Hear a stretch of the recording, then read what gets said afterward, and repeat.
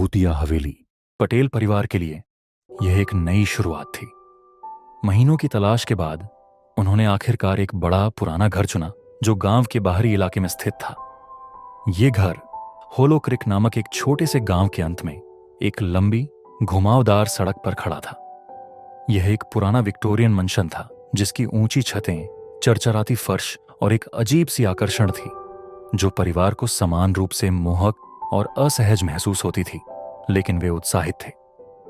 परिवार में राघव, उनकी पत्नी प्रिया और उनके 2 बच्चे रोहन, एक जिज्ञासु 10 वर्षीय लड़का, और मीरा, एक शांत 14 वर्षीय लड़की शामिल थे। उन्होंने शहर की हलचल को छोड़कर ग्रामीण जीवन अपनाने का निर्णय लिया था, लेकिन उन्हें यह नहीं पता था कि वे ऐसी चीज का सामना करने जा रहे थे जो उनकी कल्पना से कहीं अधिक खौफनाक थी। परिवार की पहली रात घर में एक्साइटमेंट से भरी हुई थी। कमरे के कोनों में ढेर सारे बॉक्स रखे हुए थे और फर्नीचर को जहां जहां सबसे अच्छा लगे वहां रखा जा रहा था। रात का मौसम ठंडा था और एक पूर्ण चांद खिड़कियों से रोशनी डाल रहा था, जिससे लकड़ी के फर्श पर लंबी परछाइयां बन रही थीं। ठंड के बावजूद वे सभी अच्छे मूड में थे। अनपैकिंग के बाद राघव ने कहा कि अब हमें सो जाना चाहिए। जब वे अपने अपने कमरों में जा रहे थे, घर कुछ अजीब सा खामोश महसूस हो रहा था, जैसे वह खुद सांस रोककर खड़ा हो। दीवारें ऐसे करा रही थीं जैसे घर खुद जिंदा हो। राघव ने उस अजीब सी भावना को नकारने की कोशिश की, लेकिन कुछ था जो उसे बेचैन कर रहा था। प्रिया, जो हमेशा सकारात्मक रहती थी, ने उसे शांत करते हुए कहा, यह बस एक पुराना घर है, हमें इसकी आवाजों की आदत हो जाएगी। वह मुस्कुराते हुए बोली, लेकिन वे यह नहीं जानते थे, ये आवाजें पहली चेतावनी थी। अगली सुबह रोहन सबसे पहले उठ गया।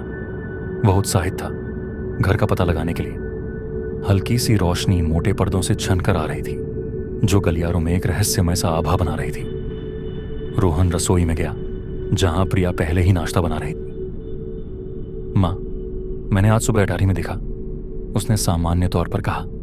जैसे कल रात अटारी का दरवाजा बंद था, यह उसे अजीब नहीं लगा। प्रिया ने चाकू को आधे में ही रुकते हुए देखा। अटारी बंद थी और वह निश्चित थी कि राघव ने इसका चाबी रसोई के काउंटर पर रखा था। रोहन, ये तुम क्या कह रहे हो? उसने कांपती हुई आवाज में पूछा। मैं वहां गया था। वहां एक पुराना लकड़ी का संदूक पड़ा था। उस पर धूल थी, लेकिन अंदर कुछ था। रोहन की आवाज अब थोड़ी झिझक रही थी और उसका चेहरा पहले जैसी उत्सुकता से दूर हो चुका था। प्रिया को एक ठंडक महसूस हुई। रोहन, तुम बस सपना देख रहे होगे। ऐसा कोई तरीका नहीं था कि तुम वहां पहुंच सको। उसने खुद को शांत करने की कोशिश की, लेकिन जब उसने रोहन का डर भरा चेहरा देखा तो उसे महसूस हुआ कि वह झूठ नहीं बोल रहा था। उसकी आंखें चौड़ी हो गई थीं और उसका हाथ कांप रहा था। जब उसने अपनी जेब से एक छोटा सा जंग लगा हुआ चाबी निकाला। यह संदूक के नीचे था, उसने धीरे से कहा। उसकी आवाज बमुश्किल सुनाई दी। प्रिया का पेट मरोड़ने लगा। यह अटारी की चाबी थी। उस दोपहर मीरा अपनी कमरे की खिड़की के पास बैठी थी और बाहर झांक रही थी। उसे हमेशा से अजीब तरह की ऊर्जा का एहसास होता था और घर में आने के बाद से उसे लगता था कि कुछ गलत है। हवा जोर जोर से बह रही थी और पेड़ बाहर झूल रहे थे। उनकी शाखाएं कांच से रगड़ खा रही थी। मीरा ने कांपते हुए पर्दे बंद किए, लेकिन फिर भी वह डर का एहसास बढ़ता ही गया। तभी अचानक उसकी दरवाजे पर हल्की सी दस्तक हुई। उसने सोचा कि रोहन होगा, लेकिन जो भी खड़ा था वह एक छाया, एक आकृति थी जो दरवाजे के दरकने से ठीक बाहर खड़ी थी। उसने धीरे से दरवाजा खोला, लेकिन कोई नहीं था। हैरान होकर मीरा बाहर निकली और सीढ़ियों की ओर बढ़ी। वह आधे रास्ते में ही थी जब उसने ऊपर से एक हल्की सी आवाज सुनी, जैसे कोई बच्चा उसका नाम पुकार रहा हो। मीरा। वह रुक गई। उसका दिल तेजी से धड़कने लगा। आवाज जैसे घर के अंदर कहीं से गूंज रही थी, अटारी से, या कहीं जो वह पहचान नहीं पा रही। कौन है? मीरा ने धीरे से पूछा, लेकिन कोई उत्तर नहीं आया। वह जरा ठिठकी और फिर उसने अपने गले में एक ठंडी सी हवा महसूस की। अचानक उसने सोचा कि कहीं दूर गलियारे के छोर पर एक धूसर आकृति खड़ी थी डरी डरी मीरा तुरंत अपने कमरे में दौड़ी और दरवाजा बंद कर लिया। उसने उस पर झुकते हुए अपनी सांस को शांत करने की कोशिश की, लेकिन वह आकृति उसकी आंखों के सामने घूमती रही। यह बहुत वास्तविक लग रहा था। उस रात राघव को नींद नहीं आ रही थी। पुराना घर चराचराहट कर रहा था, जैसे वह खुद जीवित हो। वह बिस्तर पर लेटा हुआ था, सीलिंग को घूरते हुए एक अजीब सी बेचैनी महसूस कर रहा था। अचानक एक आवाज आई।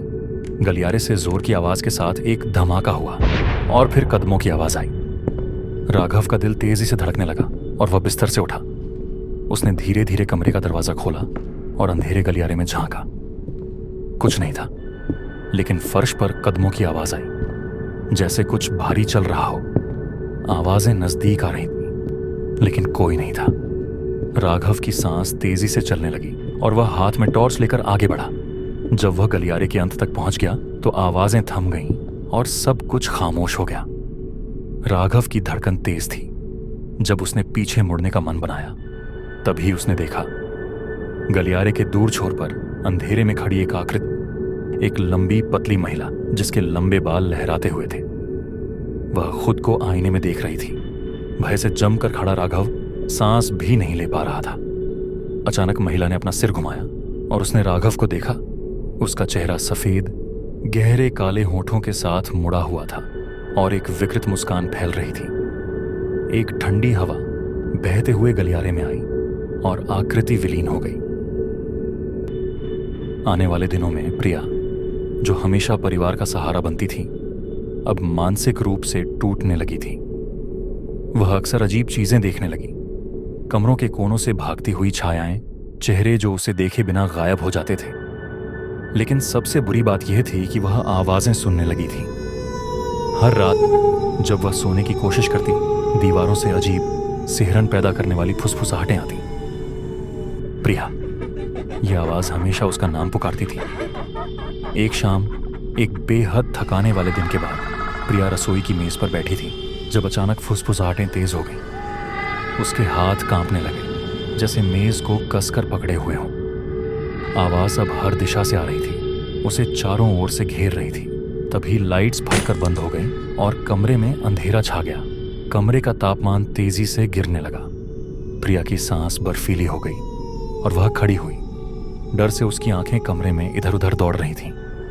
फिर फुसफुसाहट अचानक एक गहरे और घिनौने चीख में बदल गई। तुम यहां क्यों आए हो?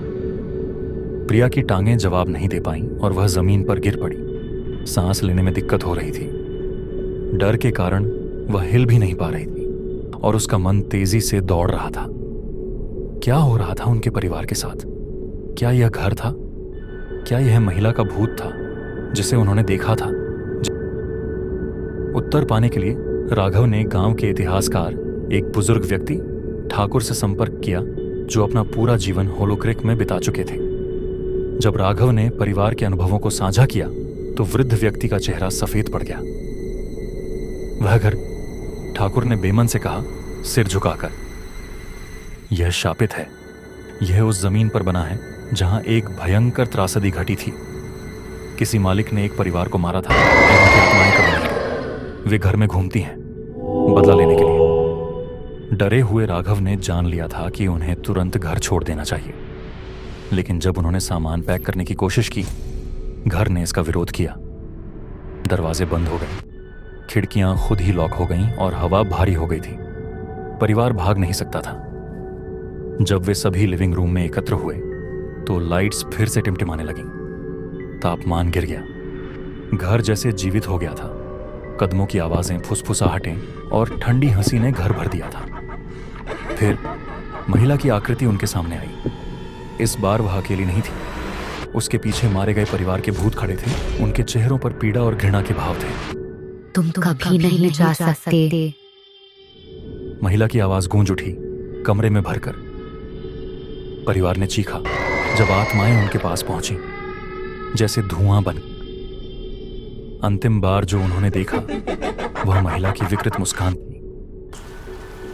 होलोक्रिक हाउस अब खाली खड़ा है। उसकी खिड़कियां लकड़ी से बंद है। बगिया में घास उगाई है। स्थानीय किंवदंतियों के अनुसार पटेल परिवार कभी बाहर नहीं आए। उनकी आत्माएं भी जैसे उनके पहले वाले परिवार की तरह उसी घर में भटकती हैं। बारिश की रातों में अगर आप घर के पास खड़े हों तो आप हल्के कदमों की आवाज़ें और फुसफुसाहटें सुन सकते हैं जो आपको घर के पास आने के लिए पुकार रही हैं। लेकिन कोई भी साहस नहीं करता, अब कोई भी नहीं करेगा।